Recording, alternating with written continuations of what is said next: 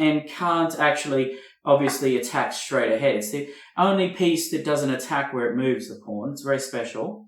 And but this edge pawn right on the edge of the board has actually moved up and is now defending the knight.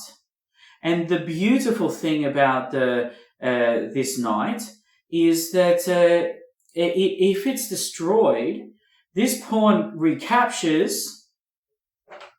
Quick swap. Now the rook is able to move down the board, down the flare route. And this heavy piece is like a tank. And his whole goal is to get to the end zone.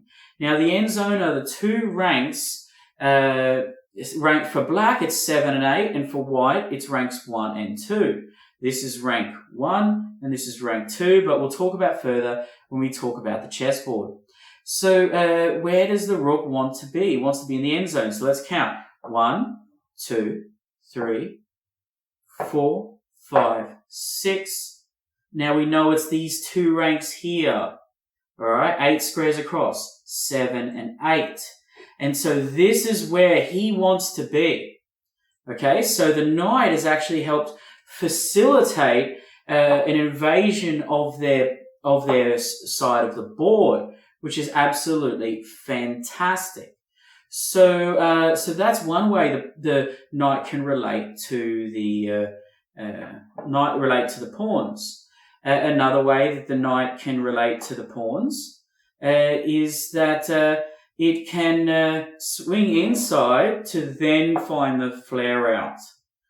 Okay, because it wants to strike deeply into his position and into this square, combining with the pieces on the long diagonal. If a knight is on the long diagonal, okay, which this knight is, and this knight is, then it can combine very, very nicely with a long diagonal. How the knights combine with the bishop, we'll talk in a different video. But another way, but how the edge pawn can help that, the edge pawn can move and suddenly the bishop can move behind the knight, and now you have a battery. You have a firing piece that can move, discovering the attack of the bishop. Or, because the bishop is loose, it's not defended, the knight can move to the edge, defending the bishop, discovering the attack. This is an engine of war, and we'll talk about that in chess tactics and ballistics. So, now, put that bishop away. So, that's another way the pawns can relate to, the edge pawns can relate to the knight, freeing up moves for the lights on the long, or queen on the long diagonals. Also, what we see from this move here and this move, you're actually threatening in this position not just to swing back to the center or to capture an edge pawn, because they're the pawns are running along this 7th rank for black. Now, so the knight is actually threatening to come in and fork the king and the rook in the corner. So there's actually a tactical threat. And to get there, the knight can combine with the bishop in a different way. The bishop can travel out into the subcenter, right? And now is actually combining with the knight.